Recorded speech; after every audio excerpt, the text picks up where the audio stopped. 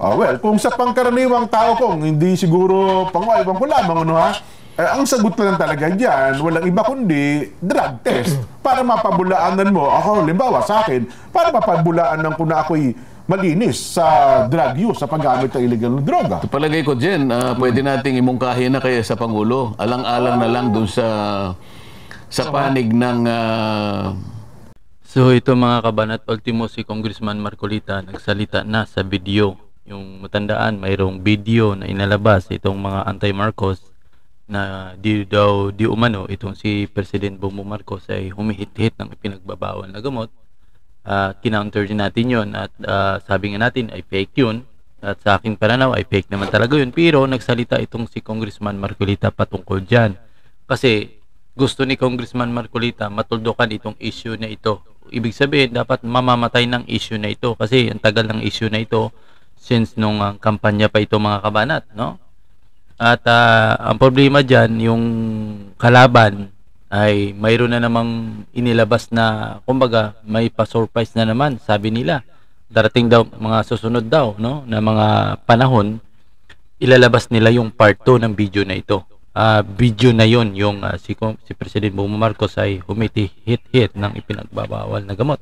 Ngayon, mayroong panawagan si Congressman Marcolita dyan sa ating Pangulo na sana bigyan ng importansya ng ating Pangulo na dapat gagawin niya. Walang iba kundi yung siguro magpa-drug test na siya mga kabanat, no? Magpa-drug test na siya. Kahit sabihin natin hindi yan totoo. Sabihin natin hindi yan totoo yung binintang sa kanya. Malinis, wala talaga siyang dungis, no? O kapintasan man, grabe yung word. No? Pero dapat gagawin talaga ng Pangulo alang-alang sa ikapanatag ng mga Marcos. Kasi kung hindi mo gagawin yan, idididma mo lang, sasabihin mo lang, ay, hindi yan totoo. Walang humpayan. Hindi mo maipagtanggol ang sarili mo mga kabanat. Kaya tama itong sinasabi ni Congressman Marcolita. So, papanood ko sa inyo itong mga kabanat, yung discuss ni Congressman Marcolita, patungkol dyan sa issue ng hit-hit pulburo na yan na ngayon nga ay parang nag-trending na at marami pa, no? Ang posibilidad at nananakot itong mga anti-Marcos na mayroon pang part 2 daw na video na ilalabas nila. So ito, ang sagot ni Congressman Marcolita at hamon niya sa ating Pangulo mismo. Ang aking pag-aalala, Jen, ay nakabatay dun sa katungkulan natin na ang ating bansa unahin natin. Opo, totoo Ang naman. proposition dito ay, ito ba ay magbubunga ng pagkakawatak-watak at pagkakabahabahagi na naman ng ating mga mamayan, sapagkat alam mo naharap na naman tayo sa isang eleksyon na next year. Ito'y malapit na. At saka ko nga, may singit ko lang, sa katatapos sa zona ng Pangulong Bongbong, mukhang marami humanga. Maganda po yung pagkakalatag yan ng kanyang zona ko, at mukhang marami din po nakumbinsi na nagsabi ba, maganda. Controversial na video nito. Yan. At kumakalat, lumalalim, hindi natatapos. So yung pag-aalala din ay nandoon. Opo. Paano ngayon halimbawa, yung palagay mong sa sinasabi ng ating mga cabinet members na hindi totoo ito. Opo. Ito'y peki lang ito. Ngunit yung proseso ng ganong klaseng pagpapaliwanag nakapagbibigay lamang ng lalong pagdududa Kasi ang nangyari, lalong lumawak ang usapin. Ngayon, ang nakakatakot dito yung magkakaroon tayo ng pagkakabahabahagi bilang mamamayan. Ngayon, paano tayong mapapanatag kapag nagkaroon uli ng yung disunity ng ating mga kababayan? Opo. Lalo pa nga sinasabi ko mayroon pa raw sila mga susunod na video pa na ilalabas. Yun ang mayroon pa daw video na ilalabas susunod. Yun ang medyo mahirap. At dapat siguro tulukan na ito ni President Bongbong Marcos mga kabanat.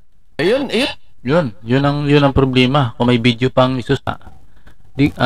Na yun ni DLG Secretary, wala ito, malayo. Ako naniwala naman na parang malayo talaga. Ang problema kung mayroon pang next video, dapat gumawa na ng hakbang ditong DLG. Sana hindi winalang bahala.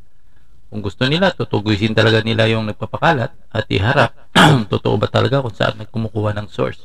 Diba? Para makuha talaga kung totoo ba talaga yun o hindi. Pero yung ang kinokontra ni Congressman Marcolita, parang we na lang bahala itong DILG na ito eh.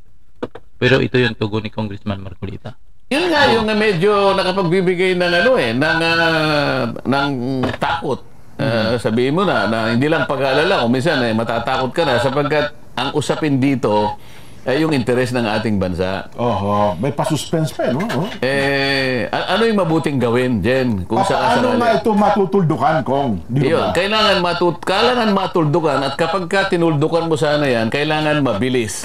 At saka dapat mapagtitiwalaan kasi ang pinag-uusapan nga ay yung kalagayan ng bansa mo. Kapag ka inuna mo yung interes ng bansa mo, yung ating pagkakaisa, doon naman nakasalig lahat ang pagtatagumpay ng isang bansa din. Totoo po. Pagka yung mamamayan niya hindi na nagkakaisa, halimbawa ito, magiging sanhi na naman ng pagkakaroon natin. Hindi kagaya ng isang bansa na talagang isa lang mong katauhan ng Pangulo ang kinulapulan ng ganitong klaseng kontrobersya.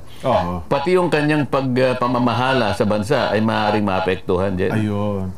So ano ho sa palagay nyo, Kong, ang pwedeng gawin ng Pangulo para hindi na paulit-ulit itong bagay na ito, Kong? Hindi, kung ikaw, anong gagawin mo? Halimbawa, ikaw ang Pangulo ng Pilipinas, anong gagawin mo? Halimbawa, si Nelson. Nelson, ikaw, Pangulo ka ng Pilipinas. Ano sa tingin mo ang gagawin mo? Wala.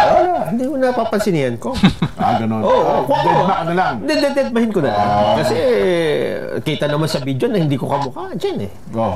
Kapag dinedma mo, halimbawa, hindi mamamatay. Naniniwala ka bang mamamatay ka agad yung usapin? Kasi sabi ko nga sa inyo kanina, ang nilalatag kong proposition dito ay yung interes ng ating bansa. Kailangan kasi matuldukan ng madalian. Effectively. Ibig sabihin, pagka in-address mo talaga yan, pagka nakita nila na ang ginawa mo ay ganito at nakita ang makatotohanan na pagbibigay linaw dyan, biglang mamamatay yan eh. At hindi na pag-uusapan yan. Yun ang gusto ko sanang mangyari, Jen. Pero kung droga ang pinaparatang, wala namang ibang kaparaanan na pwedeng gawin sa siyensya, di drug test ko. Yun lang ang pwedeng tugon dun. Palagay ko, dapat ganun ang gawin ng Pangulo dyan. Ganun. So yan, hanggang dyan lang mga kabanat, no? At nakikita natin na sumang-ayon nga si Congressman Marcolita doon sa sinabi ni Nelson na mapadrag test na talaga yung ating Pangulo. Kung talagang nais ng Pangulong Bongbong Marcos matapos ng issue na ito, kasi yun naman talaga ang hinihingi ng mga kumakalaban sa kanya at itong mga anti-Marcos na lumilitaw ngayon, na itong anti-Marcos nga ay nagmula din sa mga supporters ni President Duterte, no? Bali, yun, nagbanggaan ngayon Duterte versus Marcos. Ang hinihingi naman ay drug test ay dapat gagawin talaga ni President Bongbong Marcos. At sa paggawa ng pagda-drug test, no, siguraduhin lang na hindi walang bahid, no, ng pag-alinlangan. Dapat siguro yung pag-drug test ay hindi lang isang doktor kundi marami. At both siguro sa side ng Duterte, mayroon ding doktor, at sa side naman ng Marcos mayroon din, at sa side naman ng mga halimbawa Dilawan mayroon din, para hindi ma-question mga kabanat. Kasi kung halimbawa dadali mo lang doon tapos labas na, tapos na, ay talagang maka-question yan mga kabanat. Dapat ipakita mo talaga na walang pagdududa talaga mga kabanat. Mas maganda in public talaga mga kabanat.